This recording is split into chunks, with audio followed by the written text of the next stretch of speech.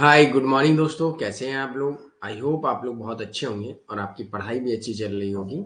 तो good morning Pooja, good morning Zoya, good morning Karishma.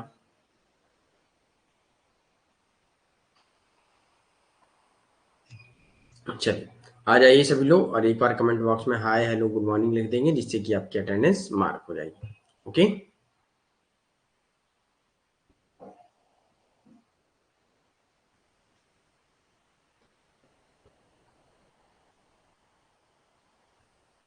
Welcome to session, welcome to filler form. मैं अतुल कुमार आप सबका आज के सेशन में स्वागत करता हूं।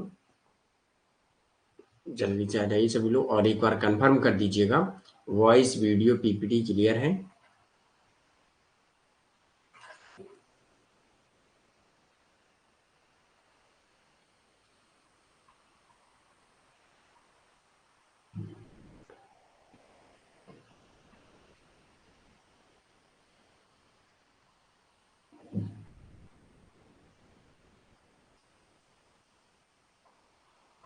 तो आज हम लोगों को क्या पढ़ना है? अगला topic accountability and control. Okay, जवाबदेही एंड नियंत्रण। Okay. Okay, thank you Zoya all के लिए। तो आज हम लोग देखेंगे कि सरकार के ऊपर नियंत्रण कौन रखता है ना। किसके ऊपर कौन नियंत्रण रखता है और किसका उत्तरदायित्व या जवाबदेही होती है। ओके। तो आई होप कल का जो भी सेशन हुआ था उसमें आप में से किसी भी स्टूडेंट का कोई भी डाउट नहीं होगा।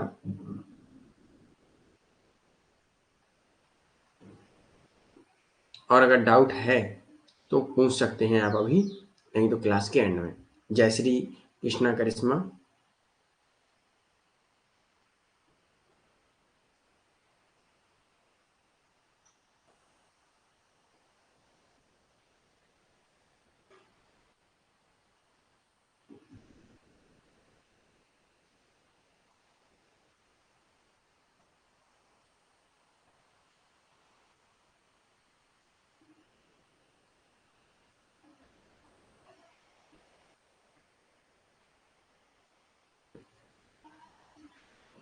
चलिए आगे बढ़ते हैं। Accountability and control. तो लेजिस्लेटिव कंट्रोल कैसे करती है विधायिका पर, इनके बारे में सबके बारे में चर्चा करेंगे कि किसके ऊपर कौन सी संस्था के ऊपर कौन नियंत्रण रखता है। ओके। नंबर एक, जैसे कार्यपालिका पर विधायी नियंत्रण। संसदीय बहसों और चर्चाओं के माध्यम से, संसदीय समितियों के माध्यम से, बजटीय नियंत्रण के माध्यम से। अर्थात कार्यपालिका पर विधायी नियंत्रण कैसे होता है? Good morning Vipin. कार्यपालिका पर विधायी नियंत्रण कैसे होता है? संसदीय बहसों, चर्चाओं के माध्यम से एवं संसदीय समितियों के माध्यम से एवं बजटीय नियंत्रण के माध्यम से। ओके। Good morning Nirmala. ऐसे ही बजट प्रोसेस क्या है अब इंडिया में, ये भी हम लोग देख लेते हैं, क्योंकि इसमें सरकार के ऊपर एवं अन्य संस्थाओं के ऊपर नियंत्रण रखा जाता है। ओके, तो इसका प्रोसेस क्या है इसके बारे में हम लोग थोड़ा यहाँ जान लेंगे। ओके। यस निर्मला, कल क्लास थी।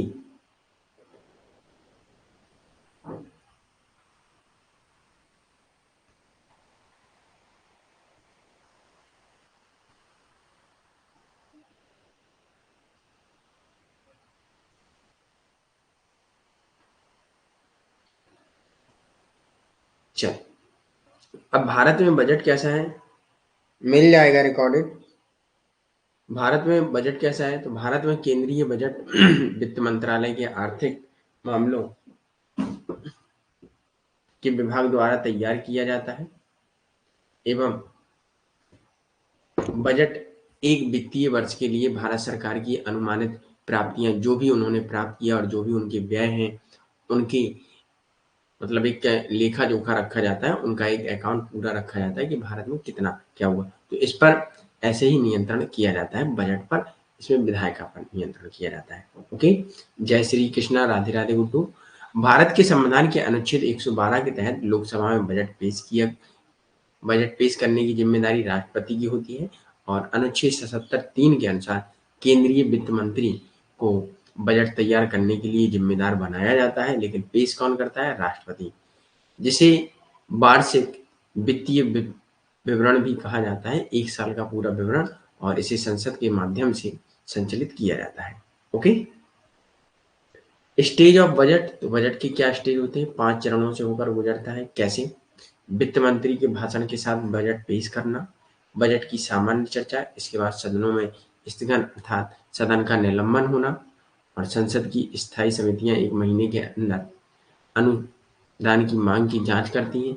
अनुदान की मांग, संसद की जो स्थायी कमेटियां होती हैं, जो भी अनुदान मांगा जाता है हर एक डिपार्टमेंट से अलग अलग क्षेत्र के लिए, तो उनकी जांच की जाती है कि ये आपके लिए आवश्यक है या नहीं, या पिछली बार जो आपको दिया गया था उसमें काम चला या नहीं। ठीक है, मतलब जांच करते हैं। ओके, जो भी मांगा गया। ऐसे ही लोकसभा में अनुदान की मांग पर मतदान भी किए जाते हैं कि आपको इतना मिलना चाहिए या नहीं, कोई भी डिपार्टमेंट हो। विनियोग विधेयकों को पारित करना, अर्थात पासिंग एप्रोप्रिएशन बिल, इनको पारित करने के लिए, और वित्त विधेयकों को पारित होना, ये सारी फाइनेंस बिल पारित किए जाते हैं। ओके। चरण पहला स्टेज हम लोग देखेंगे बजट प्रस्तुतिकरण, या बजट प्रस्तुत कैसे होता है। तो बजट राष्ट्रपति द्वारा निर्धारित तिथि पर संसद में प्रस्तुत किया जाता है। आमतौर पर वित्तीय वर्ष शुरू होने के पहले महीने में फरवरी के अंतिम कार्य दिवस पर पेश किया जाता है, लेकिन बजट पेश करने की 92 साल की पुरानी इस प्रथा को अब बदल दिया गया है। 2017 से बजट क्या हो गया है, 1 फरवरी को पेश किया जाता है। ओके। और स्टेज 2, दूसरा चरण हम लोग देखते हैं, बजट की सामान्य चर्चा क्या होती है। तो बजट की जो सामान्य चर्चा है, इसकी प्रस्तुतिकरण के कुछ दिनों बाद शुरू होती है चर्चा। पहले बजट पेश किया जाता है, फिर कुछ दिन बाद इस पर चर्चा स्टार्ट होती है, और यह संसद के दोनों सदनों में होती है। 3 से 4 दिन तक रहता है, और लोकसभा बजट पर समग्र रूप से सम्मिलित सिद्धांतों के किसी भी प्रश्न पर चर्चा कर सकती है, बजट से संबंधित। ओके। इसके बाद सदन को करीब 3 से 4 हफ्ते के लिए स्थगित कर दिया जाता है, मतलब रोक दिया जाता है। क्यों रोक दिया जाता है? क्योंकि जो भी अनुदान मांगे गए हैं वो समितियां जांच कर लें। इस अंतराल की अवधि के दौरान संसद की 24 विभागीय समितियां संबंधित मंत्रालयों के अनुदान की मांग की जांच और विस्तार से चर्चा करती हैं।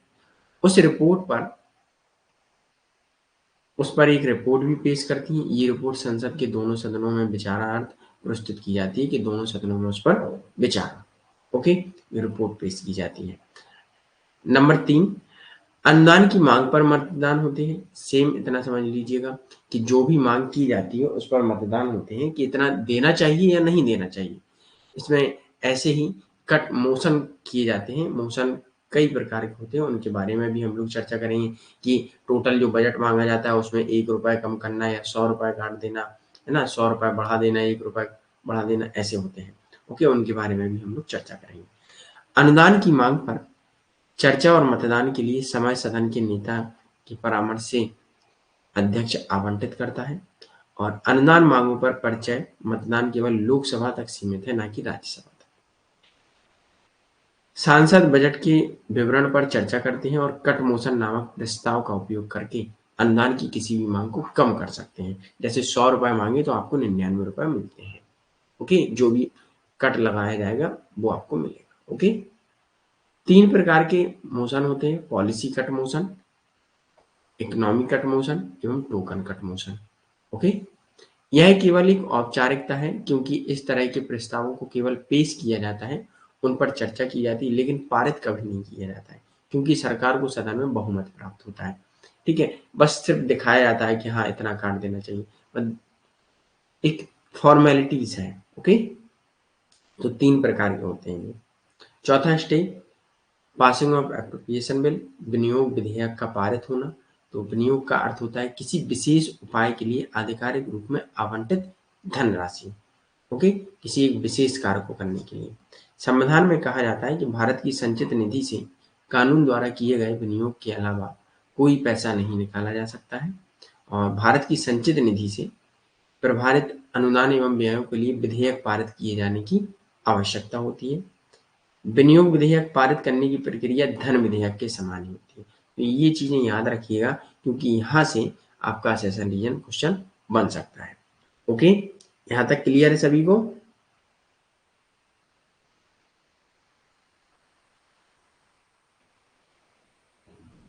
यहाँ तक क्लियर है सभी को? एक बार थम्स अप दे दीजिएगा, उसके बाद हम लोग फिर से आगे बढ़ेंगे। ओके,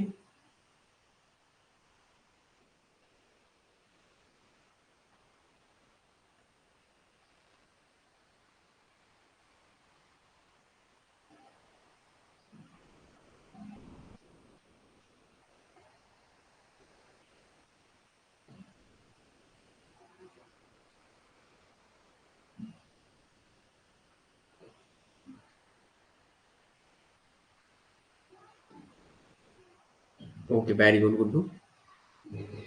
अब आता है वित्त विधेयक पारित करना। भारत सरकार के वित्तीय प्रस्ताव को प्रभावी करने के लिए वित्त विधेयक पेश किया जाता है।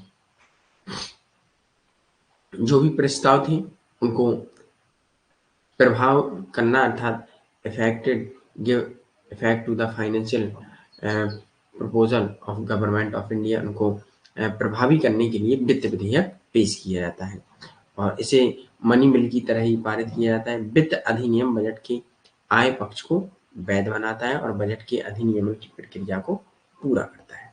ओके, ये चीज आपको यहाँ तक याद रखनी है कि प्रोसेस और अकाउंटेबिलिटी कैसे होती है, किसकी जवाबदेही होती है। तो सरकार में हर एक समिति, उनको अनुदान देना, ये प्रोसेस है। और कैसे विधायक कार्यपालिका पर विधायी नियंत्रण होता है, राइट। ये चीजें आपको याद रखनी है। यहाँ तक क्लियर? अब हम लोग अगला टॉपिक उठाते हैं।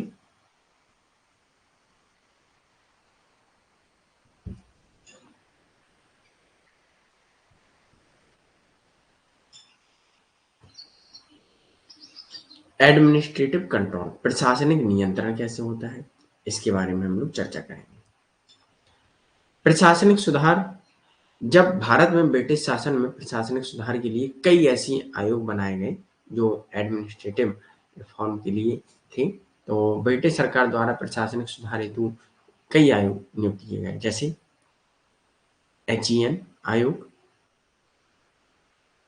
ली आयोग, टैटनहम रिपोर्ट, एलिंगस्टन आयोग, ये सारे आयोग बनाए गए थे, लेकिन हमें इनसे कोई मतलब नहीं है। स्वतंत्रता के बाद प्रशासनिक सुधार की समितियां एवं आयोग जो बनाए गए उनको हमें याद रखना है। ओके, जैसे कि सचिवालय पुनर्गठन समिति या वाजपेयी कमेटी, ये याद रखिएगा, 1947 में बनाई गई। इस समिति ने उच्च अधिकारियों की कमी की पूर्ति करने हेतु अनेक सुझाव दिए थे और साथ ही ऐसी सिफारिश भी की थी जिनसे उपलब्ध अधिकारियों की सेवाओं का अधिकतम और संभावित उपयोग किया जा सके, कि हम लोग कैसे अधिकारियों की जो सेवाएं हैं उनका अधिक से अधिक उपयोग करें और उनसे अधिक से अधिक लाभ, मतलब जनता को लाभ दें। ओके,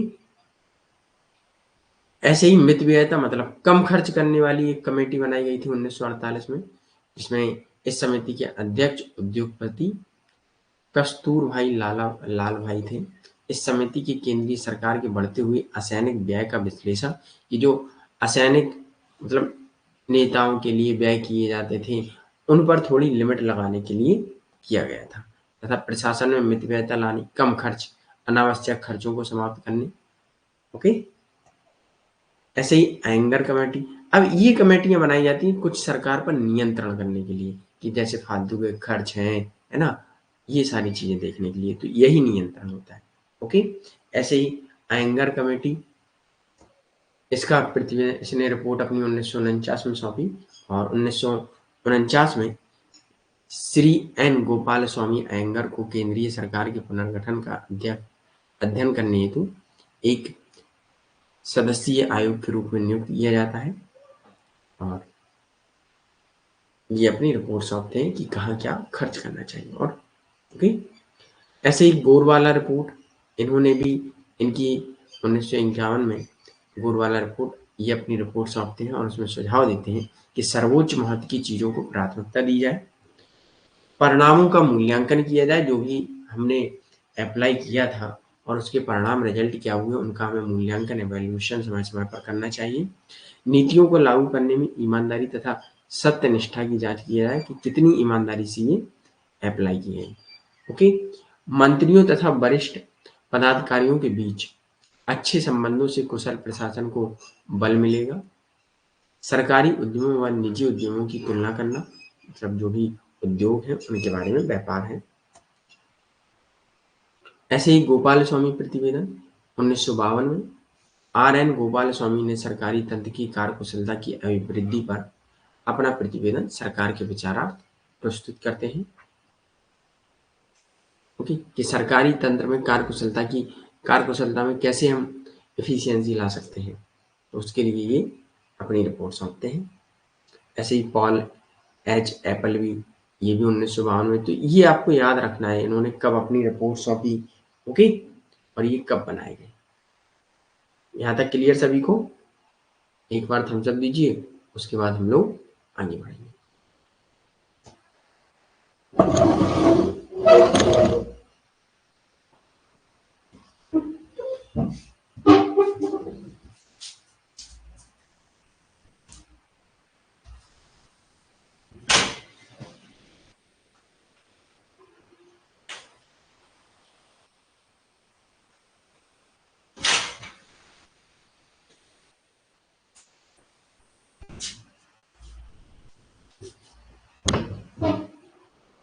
ओके, वेरी गुड करिश्मा।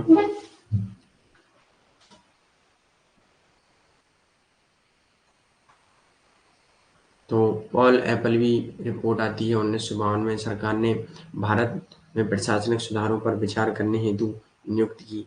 ये 3000 शब्दों में है ना, ये चीज याद रखिएगा।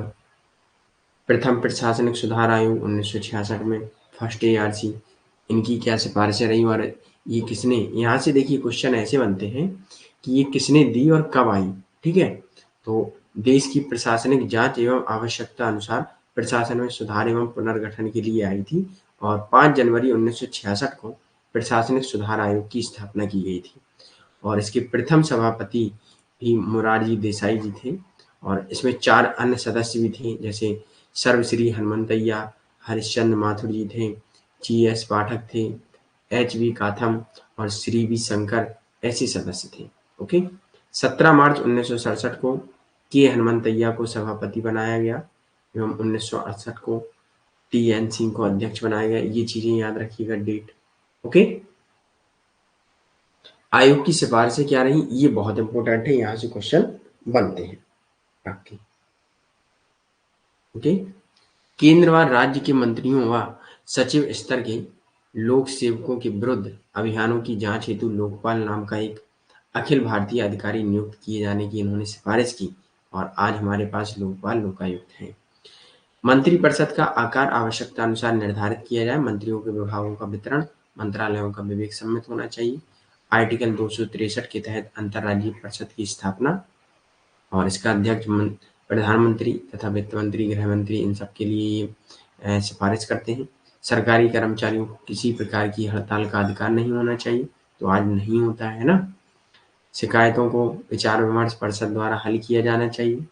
राज्यपाल उस व्यक्ति को बनाया जाए जिसे प्रशासन एवं सार्वजनिक जीवन का दीर्घकालिक क्या होना चाहिए, अनुभव होना चाहिए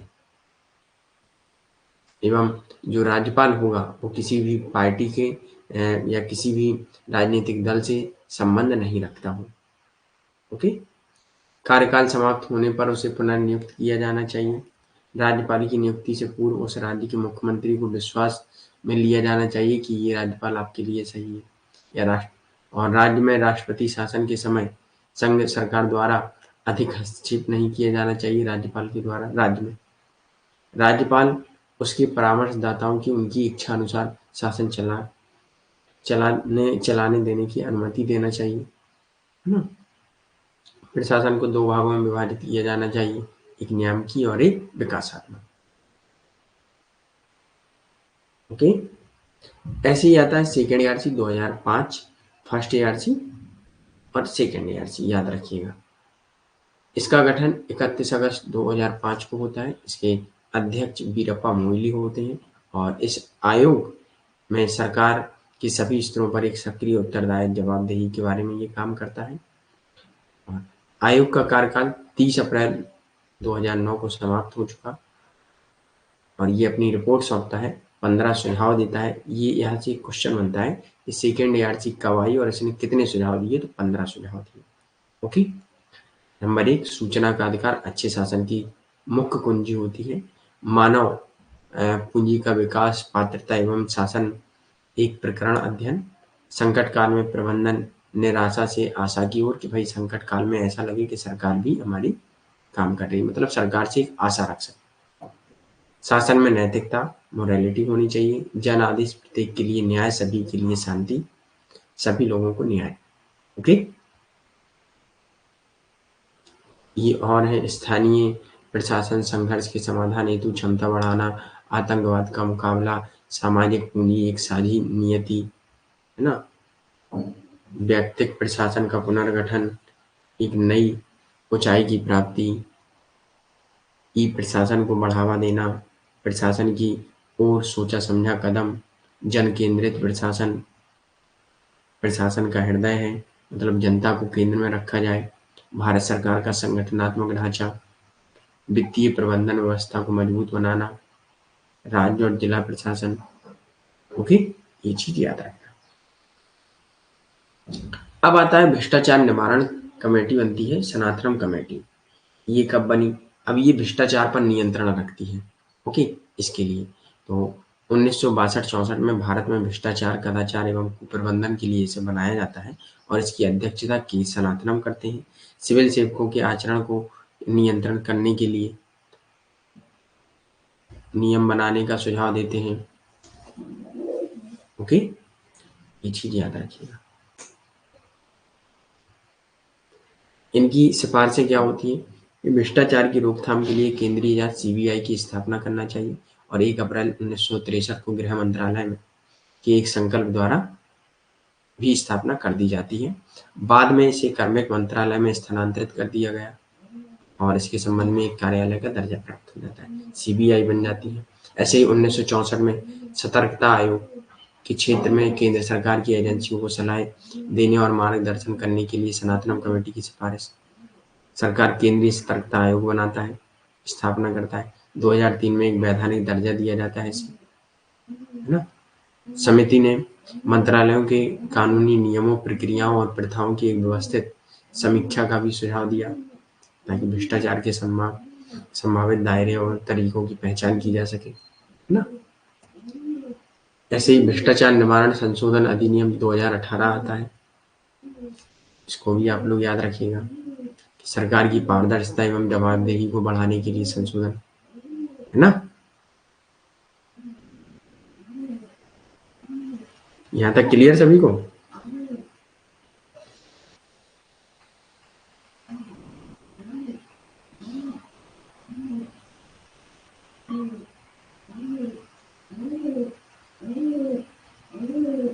ओके, वेरी गुड। इस बिल की मुख्यता क्या थी? रिश्वत देना दंडनीय अपराध है और रिश्वत लेना भी दंडनीय अपराध है। आपराधिक कदाचार को फिर से परिभाषित करता है। जांच के लिए पूर्व स्वीकृति, परीक्षण समय सीमा, अपराधों के लिए दंड, ये इस बिल की पहचान है, मुख्यता है। Okay,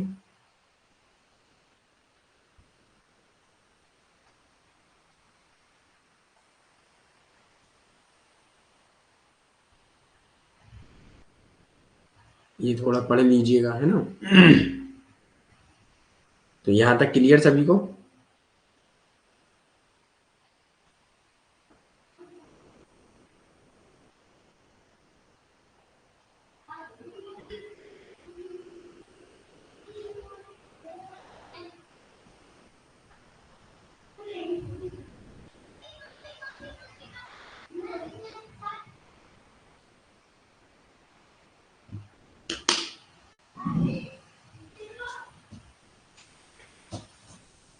okay, very good.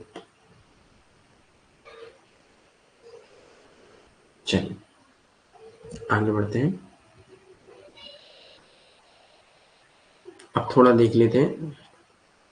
वो कुछ नहीं है ज़्यादा करिश्मा, वो सिर्फ वही है जो चीज़ें हमने आपको यहाँ बताई हैं। ओके, कि कैसे एक सरकार व्यवस्थित एवं, देख लीजिएगा, ज़्यादा कुछ नहीं है वो।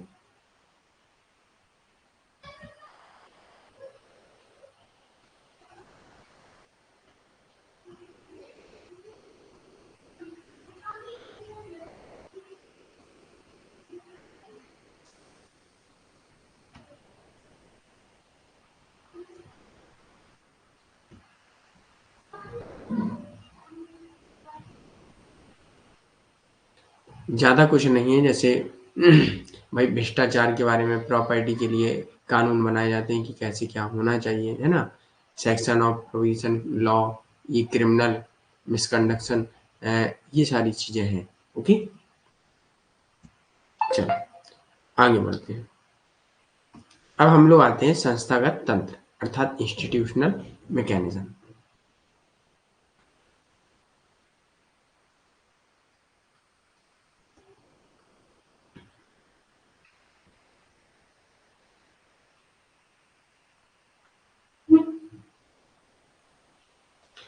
अब इंस्टीट्यूशनल मैकेनिज्म अर्थात संस्थागत तंत्र क्या है?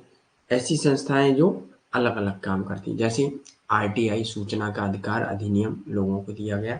इसे 2005 में सरकारी सूचना के लिए नागरिकों को प्रश्नों का उत्तर समय पर मिलने के लिए इसे बनाया गया था। ओके, तो ये कब बनाया गया था और किसने इसकी सिफारिश की थी? अब ये किसके लिए है? ये वेलफेयर के लिए होता है कि ज़्यादा से ज़्यादा लोग सरकार में इन्वॉल्व हों और सरकार से या जागरूक बने लोग, राइट? जैसे सूचना का अधिकार, देखिए, और ये कमेटियां या अधिनियम क्यों बनाए जाते हैं? देखिए, सरकार तो काम करा देती है, ठीक है? सरकार जगह-जगह कहाँ देगी? तो कुछ जनता के भी कर्तव्य एवं अधिकार होते हैं कि वो सरकार के कामों का मूल्यांकन करें, राइट? अगर कोई सड़क बनती है तो आपको पता लगे कि भाई इसकी क्वालिटी खराब है, तो अब आप क्या करेंगे? आप सूचना माँगेंगे कि इसमें कौन क्या-क्या यूज़ किया गया और किसने किया है ऐसे काम, राइट? यही होता है।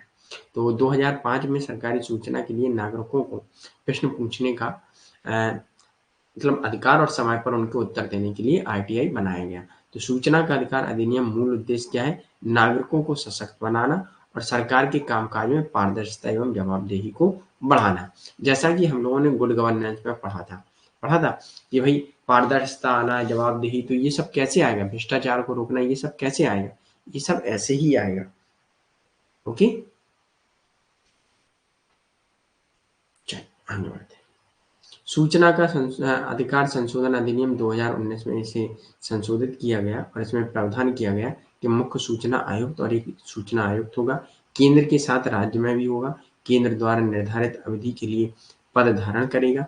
एक निर्धारित अवधि होगी और इस संशोधन से पहले इनका कार्यकाल 5 वर्ष तय किया गया था।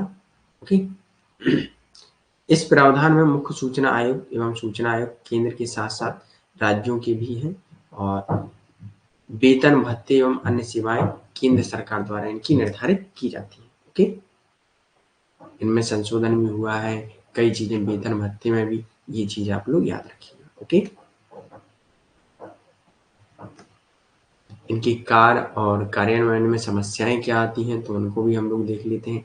सार्वजनिक प्राधिकरण द्वारा प्रोएक्टिव डिस्क्लोजर एवं गैर अनुपालन होता है। नागरिकों के प्रति सूचना, लोक सूचना अधिकारियों का शत्रुतापूर्ण रवैया होता है। मतलब समस्याएं क्या है कि जनता सूचना मांगती है, कभी कभी जो लोक सूचना अधिकारी होते हैं उनका एक व्यवहार ऐसा हो जाता है, शत्रुतापूर्ण हो जाता है, मतलब एक वो दुश्मन की दृष्टि से देखने लगते हैं, है ना? आरटीआई कार्यकर्ताओं एवं आवेदकों की आवाज दबाने के लिए खिलाफ उनको धमकियां भी दी जाती हैं, क्योंकि कभी कभी ऐसा होता है जब आप कोई सूचना मांगते हैं तो उसमें आप अपना एक कॉन्टैक्ट नंबर लिखते हैं, मोबाइल नंबर या मेल आईडी, तब उस पर आपके पास मैसेज आते हैं, आपको धमकाया जाता है कि आप ये सूचना मत मांगिए। क्यों?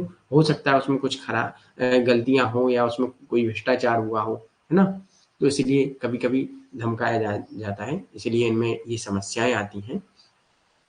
और राजनीतिक इच्छा शक्ति का अभाव होता है, राजनीति कभी इसमें दिखाती नहीं है। बुनियादी ढांचा है इसका, एक खराब बुनियादी ढांचा है, जो पुअर इंफ्रास्ट्रक्चर है, तो इसमें ये सारी समस्याएं रही हैं।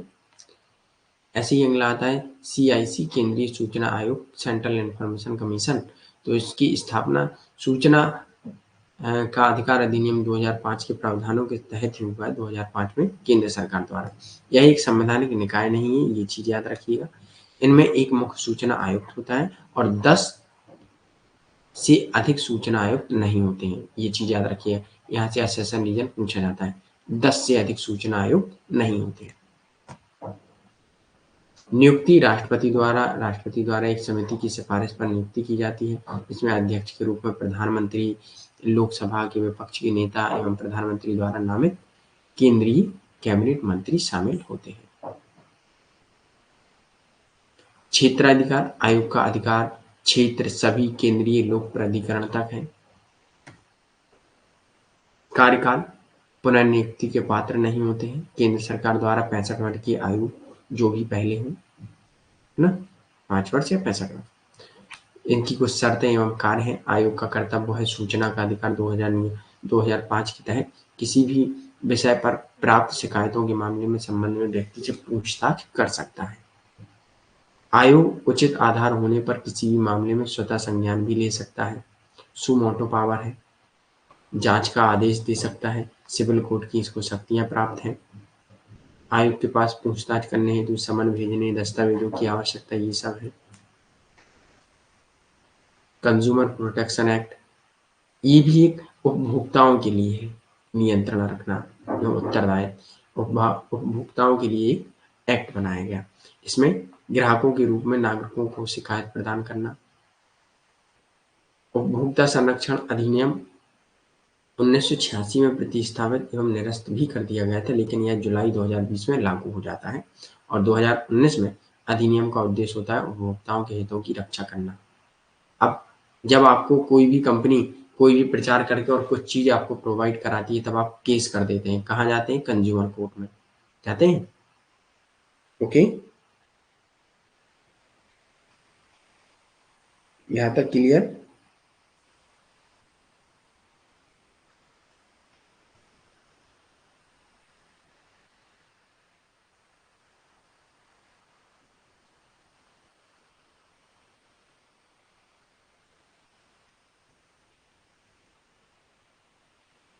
Okay, very. उपभोक्ता की परिभाषा, उपभोक्ता कौन होगा, ये भी इन्होंने बताया है। इस अधिनियम के अनुसार उपभोक्ता को इस प्रकार परिभाषित किया गया कि एक व्यक्ति जो किसी अच्छे काम में व्यस्त है या किसी सेवा का लाभ उठाता है, इसमें वह व्यक्ति शामिल नहीं है जो पुनर्विक्रय मतलब रीसेल करता है, वो उपभोक्ता नहीं होता। जैसे मान लीजिएगा आपने फ्लिपकार्ट या अमेजन से कोई चीज ली और आपने उसे बेच दिया, तो आप यहाँ उपभोक्ता नहीं होंगे। ओके, ये चीज याद रखिएगा। इसमें ऑफलाइन इलेक्ट्रॉनिक माध्यम एवं टेली शॉपिंग, मल्टीमीडिया मार्केटिंग सहित सभी माध्यमों से लेन देन शामिल होता है। इसमें अधिकार क्या होते हैं, उपभोक्ता के एवं अधिनियम के प्रावधान क्या है? तो सूचना का अधिकार, कंपनी उसमें सुरक्षा का अधिकार देगी कि आपका प्रोडक्ट कितना सेफ्टी है और प्रोडक्ट के बारे में सूचना देगी। चुनने का अधिकार देगी, सुने जाने का अधिकार है, निवारण चाहने का अधिकार है, उपभोक्ता जागरूकता का अधिकार है। हर कोई प्रोडक्ट अपने पर एक जागरूक भी करता है। ओके, हर कंपनी।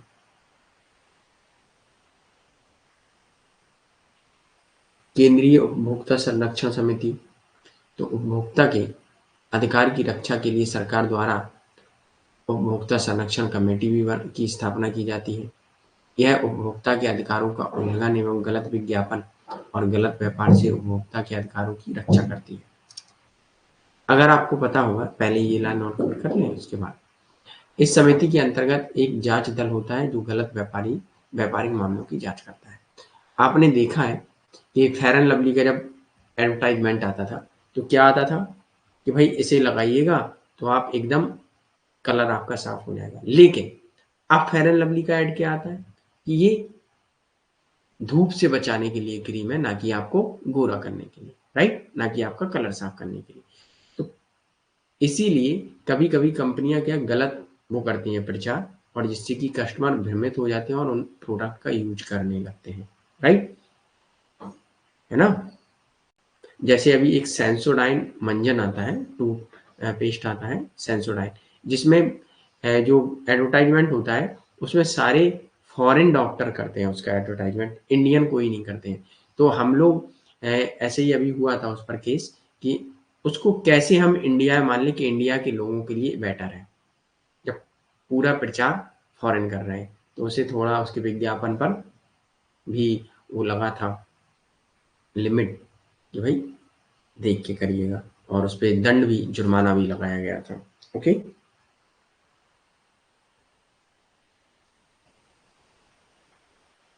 विधेयक की विशेषताएं क्या है?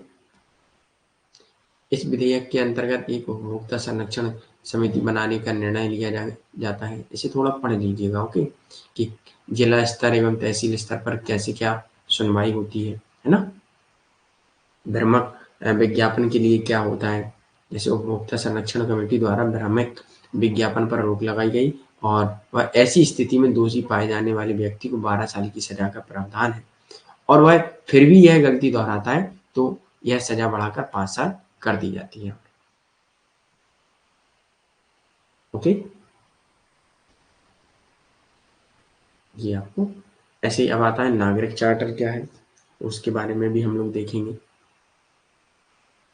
यह स्वैच्छिक लिखित दस्तावेज है। अब कोई अगर आप वेबसाइट खोलेंगे सरकारी या प्राइवेट, तो उस पे एक साइड में आता है नागरिक चार्टर, सिटीजन चार्टर।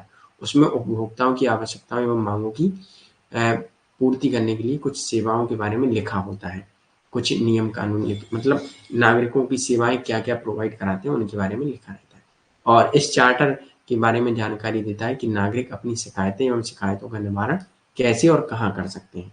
राइट, आप लोगों ने देखा होगा, है ना। और 1991 में पूर्व ब्रिटेन प्रधानमंत्री जॉन मेजर द्वारा इसे शुरू किया गया था। 1998 में यूके में इस अवधारणा का नाम बदलकर सर्विसेज फर्स्ट कर दिया गया था। ओके, यहाँ तक क्लियर?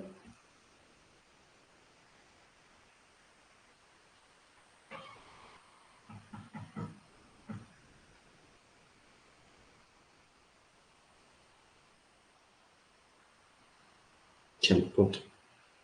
ऐसे ही यूके द्वारा 1998 में निर्धारित सिटीजन चार्टर के 9 सिद्धांत इस प्रकार हैं कि नागरिकों के लिए अधिकार पात्र एवं जवाबदेही प्रशासन, लोक शिकायत निवारण, अधिक अधिकार दिया जाना एवं कानूनी एवं समीक्षा का सरलीकरण, प्रशासन में पारदर्शिता, सूचना प्राप्त करने का अधिकार, कर्मचारियों के कार्यालय एवं स्थायित्व, सेवाओं का विकेंद्रीकरण, डिसेंट्रलाइजेशन, भ्रष्टाचार से निपटने के लिए कर्मचारियों के कार्यकाल में स्थायित्व। ओके, ये चीज यहाँ याद रखिए।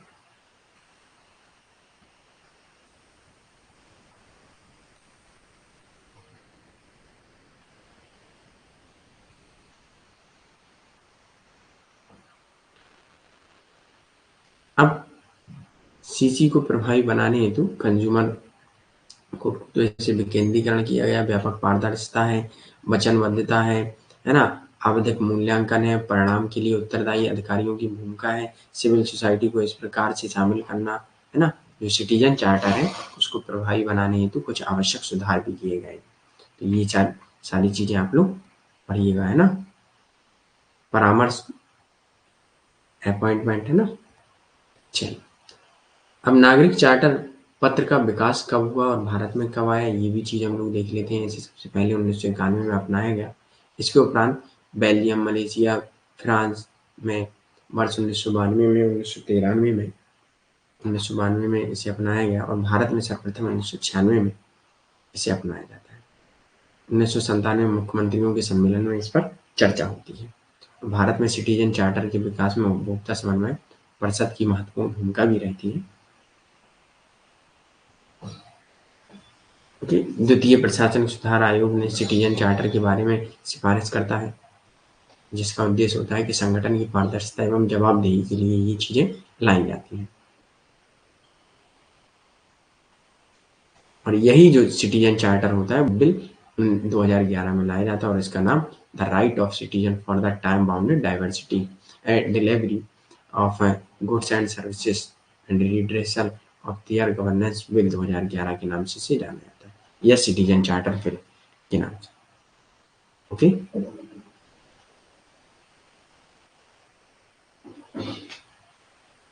इस विधेयक में लोक शिकायत निवारण आयोग के गठन की भी सिफारिश की जाती है।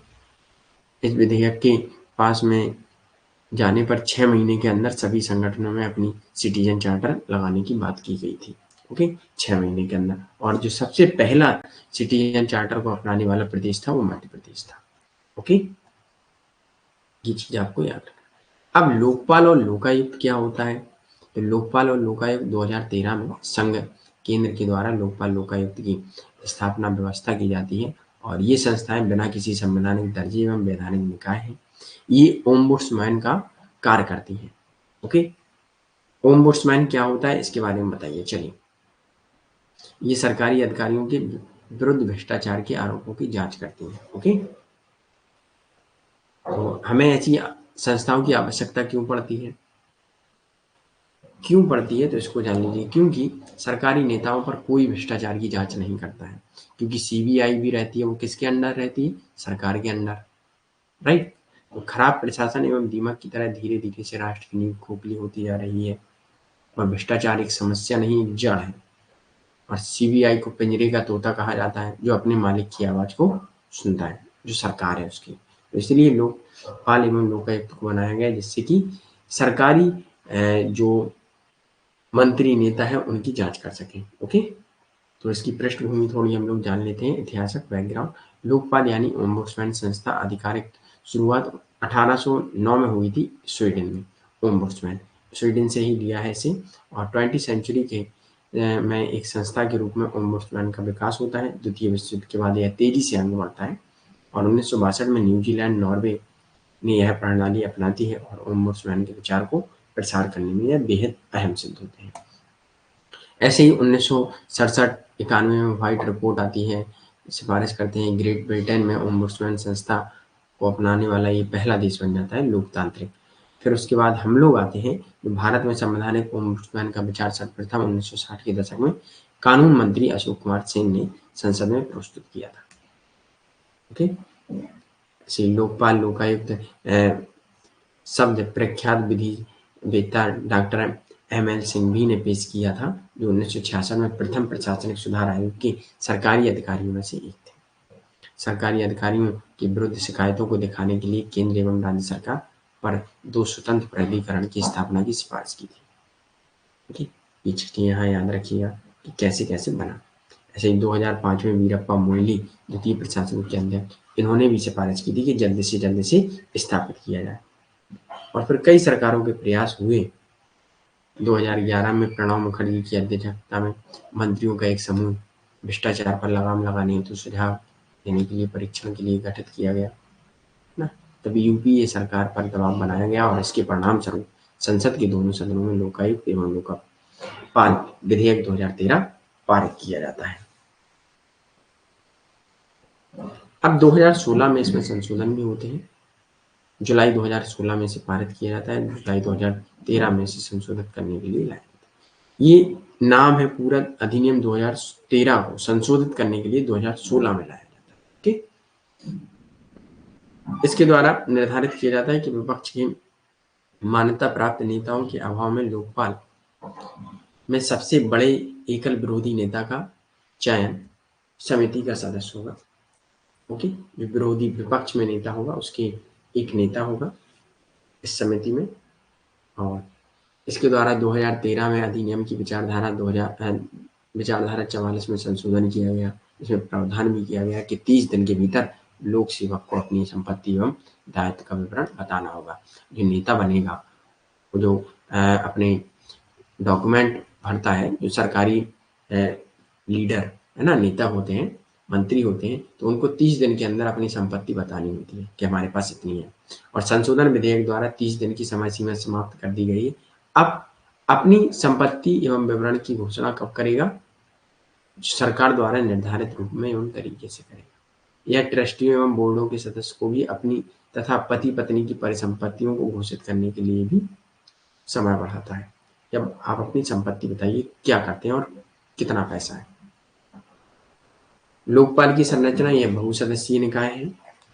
गठन चेयरपर्सन और अधिकतम 8 सदस्य होते हैं। लोकपाल संस्था का चेयरपर्सन या तो भारत का पूर्व मुख्य न्यायाधीश या सर्वोच्च न्यायालय का पूर्व न्यायाधीश असल सत्यनिष्ठ एवं प्रकांड योग्यता रखने वाला होना चाहिए। भ्रष्टाचार निरोधी नीति, सार्वजनिक प्रशासन, वित्त, बीमा एवं बैंकिंग, इनमें सब न्यूनतम 25 वर्षों का विशिष्ट अनुभव एवं ज्ञान होना चाहिए।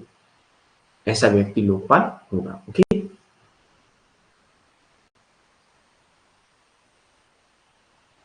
ये चीजें थोड़ा देख लीजिएगा, है ना। अच्छा, कार्यकाल 5 वर्ष या 70 वर्ष की आयु, ये बहुत इंपॉर्टेंट है, इसे याद रखिएगा।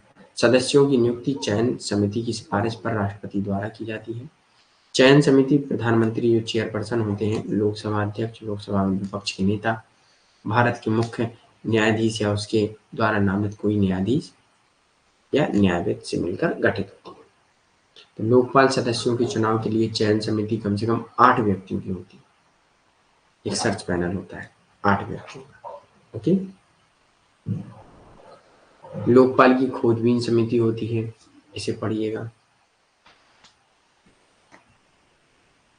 लोकपाल का क्षेत्राधिकार एवं शक्तियां कैसी हैं, है ना। लोकपाल का क्षेत्राधिकार प्रधानमंत्री, राष्ट्र मंत्री, संसद सदस्य, समूह ए, बी, सी एवं डी के अधिकारी एवं केंद्र सरकार में शामिल अधिकारियों के ऊपर इनका कार्य शक्ति है। मतलब इनके प्रति आप भ्रष्टाचार की जांच कर सकते हैं। ओके। इनके पास सीबीआई की जांच करने तथा उसे निर्देश करने का अधिकार है।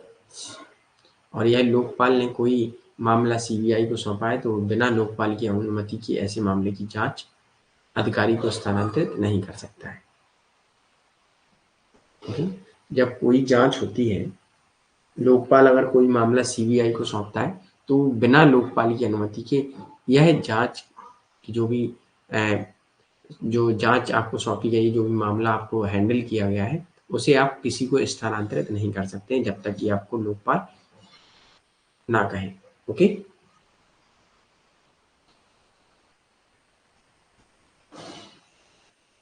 तो ये चीजें आपको याद रखना है। ऐसे ही 2013 में विसिल ब्लोवर को कोई ठोस सुरक्षा नहीं देता था। आज के टाइम पे क्या है, यदि आरोपी व्यक्ति निर्दोष पाया जाए तो शिकायतकर्ता के विरुद्ध जांच शुरू करने का प्रावधान लोगों को शिकायत से हतोत्साहित करेगा। अच्छा, विसिल ब्लोवर क्या होता है, कोई जानता है? बताइए विसिल ब्लोवर क्या है?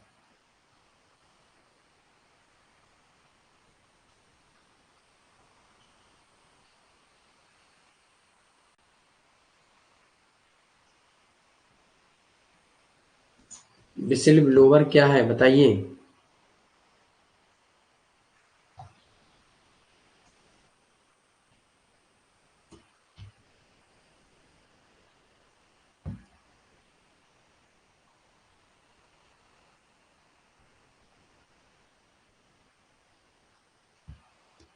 नहीं है पता? और किसी को पता है?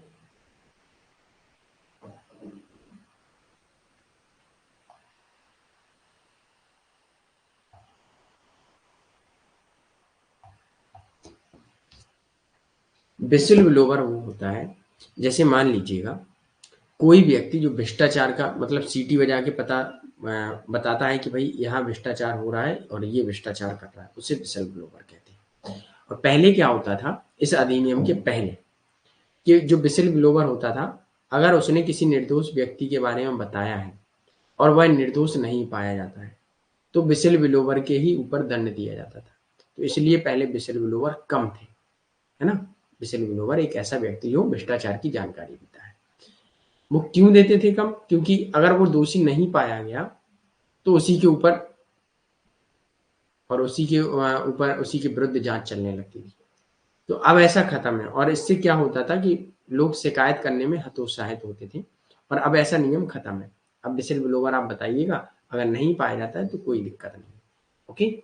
और इसकी सबसे बड़ी कमी, न्यायपालिका को लोकपाल के दायरे से बाहर रखा गया है। न्यायपालिका में जो जजेस होते हैं उनको लोकपाल के दायरे से बाहर रखा गया है कि उन पे नहीं चला सकते हैं। लोकपाल को कोई संवैधानिक आधार नहीं दिया गया है और लोकपाल के विरुद्ध अपील का कोई पर्याप्त प्रावधान भी नहीं है। लोकपाल की नियुक्ति से संबंध विशिष्ट विवरण पूरी तरह से राज्यों पर छोड़ दिया गया है। सीबीआई का कार्यात्मक स्वतंत्रता की आवश्यकता में इसके निदेशक की नियुक्ति में इस अधिनियम में संशोधन करके पूरा किया गया है। तो भ्रष्टाचार के विरुद्ध शिकायत उस स्थिति से 7 साल के बाद पंजीकृत नहीं की जा सकती है जिस स्थिति को ऐसी शिकायत से कथित अपराध किए जाने का उल्लेख है। अगर कोई अपराध किया जाता है और उसे 7 साल हो जाते हैं तो फिर उस पर पंजीकरण नहीं किया जाएगा। अगर किसी नेता या किसी अधिकारी ने 7 साल पहले भ्रष्टाचार किया और अभी पता चला है तो उस पर कोई जांच नहीं होगी। सुझाव भी कुछ दिए हैं इन्होंने कि कैसे क्या कर सकते हैं। तो लोकपाल की नियुक्ति ही स्वयं में पर्याप्त नहीं है, क्योंकि सरकार उन मुद्दों को भी हल करना चाहिए जिनके आधार पर लोकपाल की मांग करते हैं। जैसे मांग मात्र जांच एजेंसियों की संख्या में बढ़ोतरी करना सरकार के आकार में तो वृद्धि करेगा, परंतु यह आवश्यक नहीं है। इससे प्रशासनिक कार्य में भी सुधार आएगा, क्योंकि लोकपाल एवं लोकायुक्त उनके वित्तीय एवं प्रशासनिक कानून रूप से आवश्यक स्वतंत्र होना चाहिए, जिनकी जांच एवं जिन्हें दंड करने के लिए उन्हें कहा जाए। ओके, जिनके बारे में वो कहते हैं कि इन्हें दंड करना चाहिए, तो उन्हें दंड मिलना ही चाहिए, ये होता है। ओके, ये सारी चीजें वर्तमान में क्या स्थिति है उसके बारे में थोड़ा जानिएगा। ओके, अब आता है केंद्रीय सतर्कता आयोग, सेंट्रल विजिलेंस कमीशन। 1964 में इसे बनाया जाता है भ्रष्टाचार की रोकथाम में सनातनम कमेटी के सिफारिश पर, और 2003 में संसद ने सीबीसी को वैधानिक दर्जा प्रदान करने वाला कानून बनाया। इसमें मल्टी मेंबर, ये बहुसदस्यीय निकाय है, अध्यक्ष होते हैं, 2 से अधिक सतर्कता आयोग नहीं होंगे, और राष्ट्रपति द्वारा अपने हस्ताक्षर एवं मोहर के तहत प्रधानमंत्री के रूप में प्रधानमंत्री को केंद्रीय मंत्री एवं लोकसभा के विपक्ष के नेताओं को शामिल करते हैं, नियुक्त करते हैं। 4 वर्ष की अवधि के लिए 65 वर्ष की आयु प्राप्त करने तक इन्हें इस पद पर रखा जाता है। ओके, यह अपनी प्रक्रिया को विनियमित करने की शक्ति के साथ निहित है। इसमें एक सिविल कोर्ट की सभी शक्तियां होती हैं। सीबीसी को हर साल राष्ट्रपति को अपने प्रदर्शन पर एक रिपोर्ट पेश करनी होती है, और राष्ट्रपति इस रिपोर्ट को संसद के प्रत्येक सदन के समक्ष रखता है। ओके, वही चीज है, ये अपनी रिपोर्ट रखता है और राष्ट्रपति के समक्ष संसद में रखता है। केंद्रीय जांच ब्यूरो के बीच एक कड़ी प्रदान करता है, और इसकी कोई अपनी जांच शाखा नहीं है सीबीसी की। ये सीबीआई की मदद लेता है एवं केंद्रीय संगठनों की मदद लेता है। ओके, सीबीसी केंद्रीय सतर्कता आयोग की कोई जांच एजेंसी नहीं है। अब आता है सीबीआई, ये केंद्रीय जांच ब्यूरो है। ये भारत में एक प्रमुख पुलिस एजेंसी है, केंद्र सरकार की रोकथाम के तहत अपराधों की जांच में संबंधित है। भ्रष्टाचार अधिनियम 1988, केंद्रीय सतर्कता आयोग एवं अन्य मामलों में निहित भारत के कार्मिक पेंशन एवं शिकायत मंत्रालय में कार्मिक एवं प्रशिक्षण विभाग के साथ काम करता है। तो ये चीजें आपको याद रखना है। 1963 में सीबीआई की स्थापना भ्रष्टाचार निवारण कमेटी सनातन कमेटी की सिफारिश पर भारत सरकार द्वारा तय की जाती है। ओके, और इसका प्रकार सीबीआई द्वारा संभाले गए मामले कौन कौन से हैं? भ्रष्टाचार विरोधी अपराध प्रभाग, आर्थिक अपराध प्रभाग, विशेष अपराध, स्वतः संज्ञान मामले, ये अपने स्वयं में भी मामले ले सकती है कई। ओके, केंद्र शासित प्रदेशों के। ओके, ये यहाँ तक आपको याद रखना है। यहाँ तक क्लियर सभी को? अब किसी भी स्टूडेंट का कोई डाउट हो तो पूछ सकते हैं, एक बार लेकिन पढ़ना होगा, और आज आपको ये सारे नोट्स मिल जाएंगे। ओके, और हो सकता है कल और एक और क्लास होगी और कल हमारा सिलेबस समाप्त हो जाएगा।